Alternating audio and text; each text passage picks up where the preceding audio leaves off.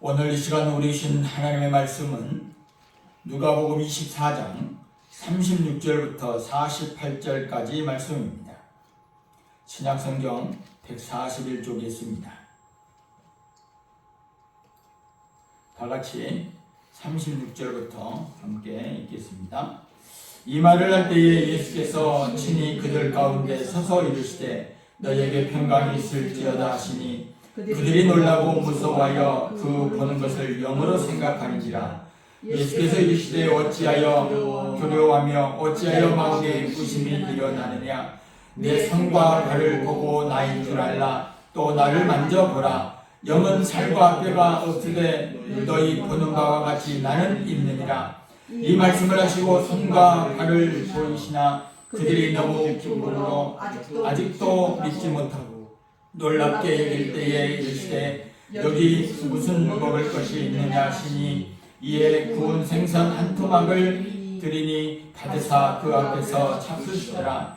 또 이르시되 내가 너희와 함께 있을 때에 너희에게 말한 바 곧 모세의 율법과 선지자의 글과 시편의 날을 가리켜 기록된 모든 것이 이루어져야 하리라 한 말이 이것이라 하시고 이에 그들의 마음을 열어 성경을 깨닫게 하시고 또 이르시되 이같이 그리스도가 고난을 받고 제3일에 죽은 자 가운데서 살아날 것과 또 그의 이름으로 죄사함을 받게 하는 회개가 예루살렘에서 시작하여 모든 족속에게 전파될 것이 기록되었으니 너희는 이 모든 일의 증인이라. 아멘. 오늘 또 이 예배에 참석한 여러분 위에 하나님의 은혜와 복이 넘쳐나기를 주님의 이름으로 축원합니다. 아멘. 부활은 소망입니다. 아멘. 예수님의 삶과 죽음은 그리스도인에게 매우 중요합니다. 그러나 그의 삶과 죽음을 완성으로 이끄는 역사적 사건이 없었다면 그것은 한마디로 무의미할 뿐입니다. 그 역사적이란 바로 부활입니다. 부활이 없다면 결국 인생의 목적도 의미도 없는 것입니다. 언젠가 킬케고리는 그와 같은 생각을 부드럽고 편편한 돌에 비유한 적이 있습니다. 여러분들이 어렸을 때 어떻게 지냈는지 모르겠지만 저는 어렸을 때 연못에 가면 편편한 돌을 들어서 돌 팔매질을 하면 돌이 팍팍팍 물결을 치고 가다가 쑥 가라앉는 그런 놀이를 많이 했습니다. 그래서 반대편에 있는 친구에게 무릎에 돌을 맞추기도 하고 돌 던지는 그런 것들을 했죠. 돌팔매질을 많이 하고 물결 치는 그런 것도 있지만 막 돌로 맞히는 그런 것도 한 적이 있습니다. 그래서 보통 막 다른 친구들은 막 돌에 맞아가지고 머리가 막 빵꾸 나서 피가 질질 흘리는 그런 경험도 있습니다. 이 킬케고리가 이 편편한 돌에 비유한 적이 있는데 이 편편한 돌을 연못의 수면 위로 던지게 되면 춤을 추듯이 물결이를 지나가지만 결국은 물속으로 쑥 가라앉아 버리는 그런 광경을 봅니다. 언제 그랬느냐는 듯이 가라앉는 그런 모습들을 보면 부활이 없다면 바로 그것과 같다 하는 거죠. 우리 인생에 부활이 없다면 사후에 소망이 없는 것과 같이 그렇게 돌이 연못에 쑥 가라앉아 버리고 아무 일이 없었는 것처럼 그렇게 되어버린다 하는 것을 비유로 이야기한 적이 있습니다. 또한 극작가인 사무엘 베게트가 있는데 이 베게트라고 하는 이 사람은 호흡이라는 그런 시곡을 쓴 적이 있습니다. 막이 오르면 쓰레기가 잔뜩 어우러져 있는 무대가 등장합니다. 그리고 배경음악이 흘러나오면서 아기의 첫 울음소리로 연극은 시작하지만 결국 한도인의 임종의 헐떡거림으로 끝이 나는 이 희곡이 있습니다. 그리고 막이 내려옵니다. 여기서 베게트가 말하고자 하는 것은 뭐냐면 인생은 허무하고 존재는 더럽다라고 하는 것을 이야기하고 있는 것입니다. 무엇이 없다면 부활이 없다면 바로 인생이 아기 울음으로 해서 태어나서 끝까지 노인이 되어서 죽는 그러한 현상에 비유했다고 하는 것입니다. 우리는 보통 종종 여행을 가게 되면 꼭 여행지에서 들리는 곳이 있는데 커피숍을 꼭 들리는 그런 과정이 있죠. 그래서 한때 잘 나갔던 그 커피가 루악이라고 하는 그 커피입니다.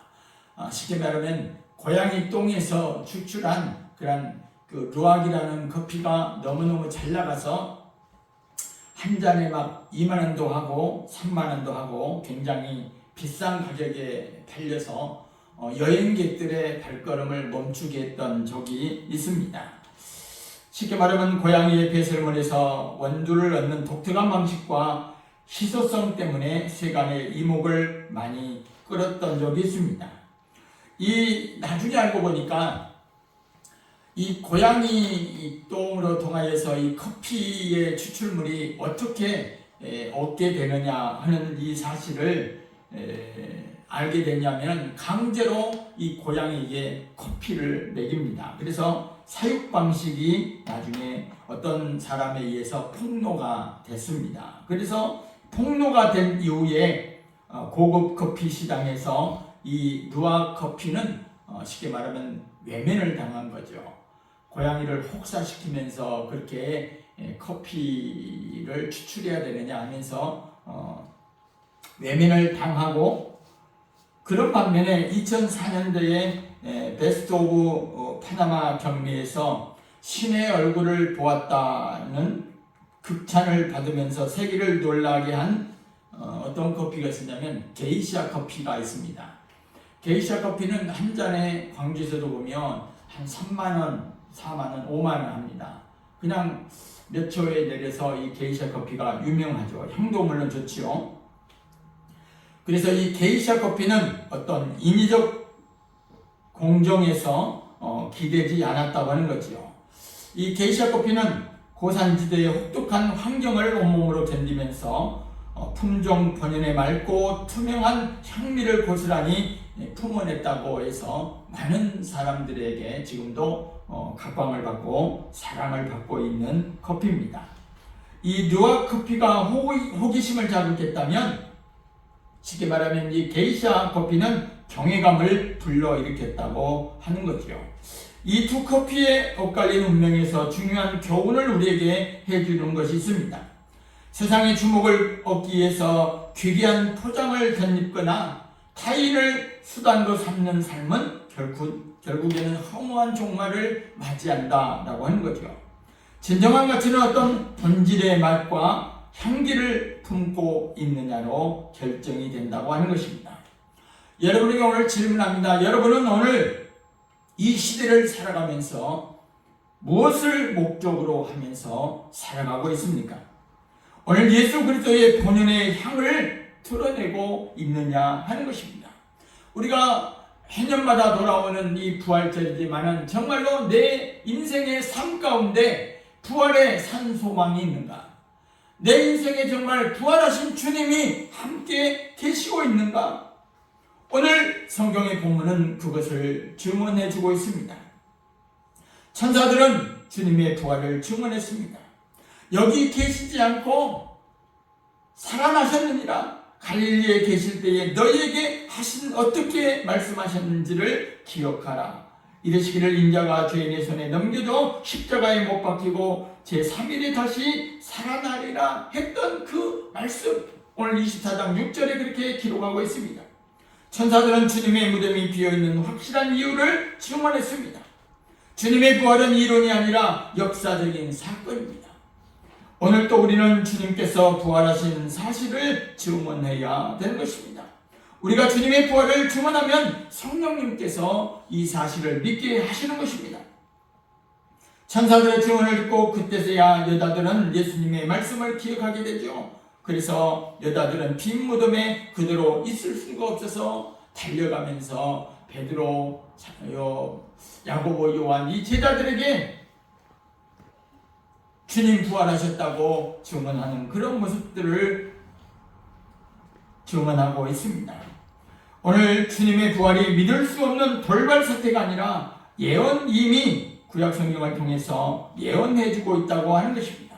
평소에 주님을 따랐던 이 여인들이 예수님의 죽음을 확인하고 확증하고자 했습니다. 여기서 기억하라고 하는 말씀이 있는데 평소에 예수님께서 그들과 함께 계셨을 때에 제3일에 다시 살아나리라 하는 이 말씀을 제자들뿐만 아니라 이 여인들도 기억했다고 하는 것입니다. 마태와 마가는 빈 무덤을 말할 뿐 다른 언급이 없는데 오늘 성경에 기록한 이 누가는 치밀한 설득력을 통해서 주님께서 부활하신 사건의 역사성과 하나님의 계시가 분명히 성취되었다고 오늘 기록을 하고 있는 것입니다. 오늘 본문을 통해서 우리에게 몇 가지 교훈해주고 있는데 첫 번째로는 우리가 부활을 생각할 때에 의심을 버리고 믿는 성도가 되라 하는 것을 오늘 우리에게 말씀해 주고 있습니다. 38절에 보면 죽음을 이기시고 부활하신 주님을 의심하고 있는 제자들에게 어찌하여 두려워하며 어찌하여 마음에 의심이 일어나느냐, 그렇게 부활하신 예수님께서 나타나셔서 말씀하고 있는 것입니다. 부활하신 주님께서 오늘 우리에게도 어찌하여 마음에 의심이 일어나느냐, 어찌하여 의심하는가, 어찌하여 하나님의 살아계심을 믿지 않는가, 어찌하여 예수님께서 사신 것을 의심하는가, 어찌하여 성령님의 역사를 의심하는가, 오늘 우리에게 질문하고 있는 것입니다. 의심의 반대말이 뭐겠어요? 믿음입니다. 믿음. 의심이 일어나는 것, 상대방을 믿을 수 없다는 것이죠. 이 불신의 감정은 대개 자신의 마음속에 일어나는 것입니다. 여러분 가만히 생각해 보십시오. 저 사람이 저렇게 했을 것이다. 저렇게 해서 마음의 속에서 이제 각본을, 대본의 드라마를 쓰는 것입니다. 이렇게 했을 것이다. 그거는 추측에 불과한 것이죠. 결국 그런 마음들이 의심을 일으킨다고 하는 것입니다. 결국에는 믿음이 없으면 의심이 생기는 것입니다. 의심이 생기면 믿음이 없어지는 거죠. 의심은 곧 불신앙이라고 하는 것을 깨달을 수 있기를 바랍니다. 살아계신 하나님의 현존을 믿는 성도는 불신앙을 모두 버려야 되는 것입니다. 하나님을 믿는 성도는 의심을 버리고 부활하신 주님을 믿어야 되는 것입니다. 이 부활의 사실을 믿지 않으면 주일날 교회에 나와서 예배드리는 것은 어디 복지관에 앉아 있는 것과 똑같습니다. 어디 민주당이나 어디 당원에 가입위해서 누가 대표가 와서 연설하고 설명하는 그 자리에 앉아 있는 것과 똑같다라고 하는 것입니다. 오늘 의심을 버리고 믿는 성도들이 될 수 있기를 주님의 이름으로 축원합니다. 두 번째로는 우리가 성경을 깨닫고 믿는 성도가 되어야 됩니다. 우리는 먼저 살아계신 하나님과 주님의 말씀에 대한 믿음이 있어야 되고, 그 믿음으로 먼저 마음의 문을 열고 우리의 마음속에 부활하신 주님을 맞아들여야 되는 것입니다. 주님을 모신 마음속에 성령님께서 역사하시는 것입니다.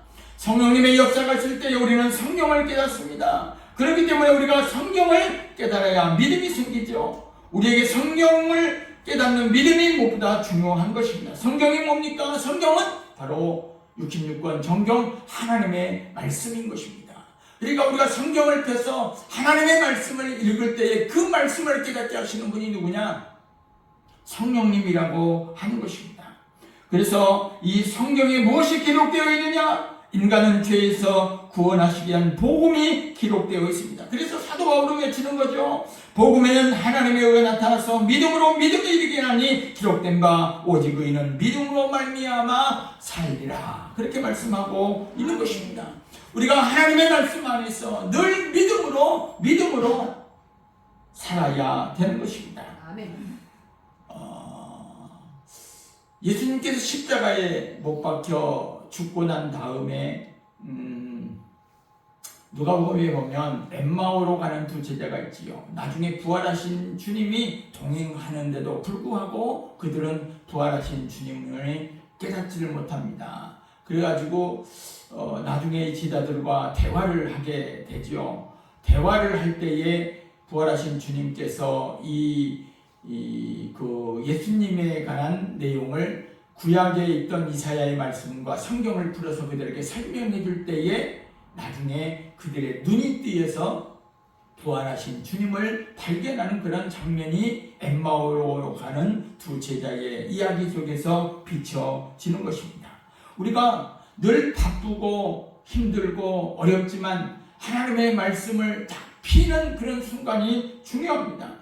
마음을 열어서 성경을 깨닫게 하시고 45절에 그렇게 말씀하고 있잖아요. 이르시되 이같이 그리스도가 고난을 받고 제3일에 죽은 자 가운데서 살아날 것과 또 그의 이름으로 죄사함을 받게 하는 회개가 예루살렘에서 시작하여 모든 족속에게 전파될 것이 기록되었으니, 그러니까 이런 모든 역사의 과정이나 순간순간들은 이미 성경에 다 기록이 되어 있다라고 하는 것입니다. 그래서 우리가 할 수 있는 일은 늘 하나님의 말씀이 여러분의 책상 앞에 있어야 되고, 하나님의 말씀이 항상 여러분의 귀에 들려야 되고, 또 하나님의 말씀이 주의 성전에 와서 말씀을 들을 때에 성령님의 은혜로 귀에서 풀어지는 귀한 역사가 있어야 될 줄로 믿습니다. 아멘. 마지막 세 번째로는 주님 부활의 증인된 성도가 되어야 되는 것입니다. 레나 마리아라고 하는 사람이 있었는데, 이 사람은 가스펠 가수인데 태어날 때부터 두 팔이 없고 한쪽 다리가 좀 짧은 아이로 태어나게 됐습니다. 그러나 이 모든 고통을 이기고 가스펠 가수로 세계인의 마음을 감동시키고 있습니다. 언론은 그의 목소리를 환상의 노래라고 격찬을 했습니다. 그녀의 인생을 담은 발로 쓴 내 인생의 악보라고 하는 그 책이 베스트셀러가 된 적이 있습니다. 이 레나 마리아라고 하는 이 사람은 중증 장애인이었지만 세계 장애인 수영 선수권 대회에서 4개의 금메달을 획득한 사람입니다. 그래서 그녀는 자신을 부활의 증인이라고 얘기를 하는데, 그녀는 지금까지 단 한 번도 자신의 육체에 대하여 불평한 적이 없습니다.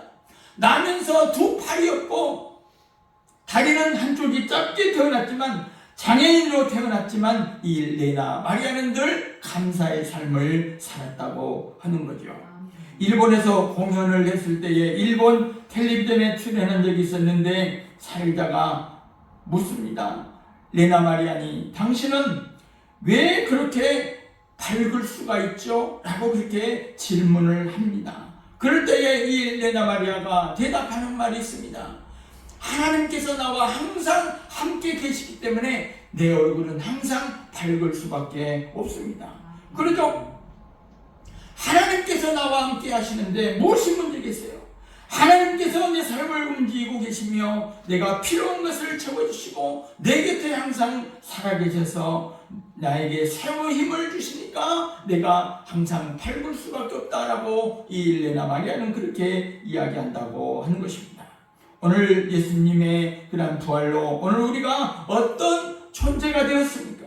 우리는 예수님의 부활로 죽음을 정복하고 완전한 승리를 주님께서 누리셨듯이 우리 또한 그 부활의 기쁨을 누리게 될 줄로 믿습니다. 우리는 예수님의 부활로 주님 재림 때의 영생의 부활로 참여한 자가 될 것입니다. 그러면 부활을 믿는 오늘 우리는 어떻게 살아야 되겠는가 하는 거죠.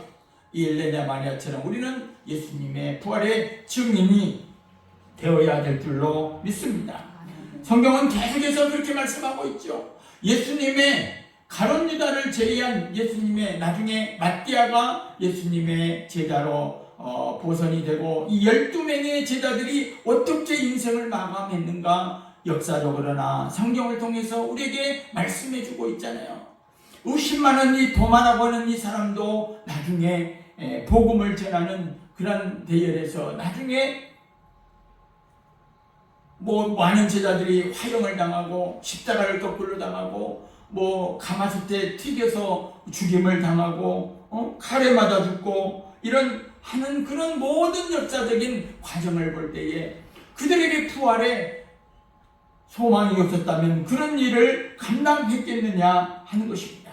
오늘 우리가 예루살렘부터 시작하여 모든 족속에게 전파될 이 말씀, 오늘 우리에게까지 왔다는 사실을 기억하고 오늘 주위에 내 친구들이나 내 이웃들이나 나로 인하여서 예수 그리스도가 증거가 되고 부활의 복음이 증거가 된다면 그로 통하여서 생명의 그러한 복음이 증거될 때에 우리 주님께서 더욱더 기뻐하실 줄로 믿습니다. 우리는 부활의 산 증인으로 살 때에 더 기쁨과 은혜가 충만하게 될 줄로 믿습니다. 이러한 은혜가 있기를 주님의 축원합니다. 기도하겠습니다. 고마우신 주님, 은혜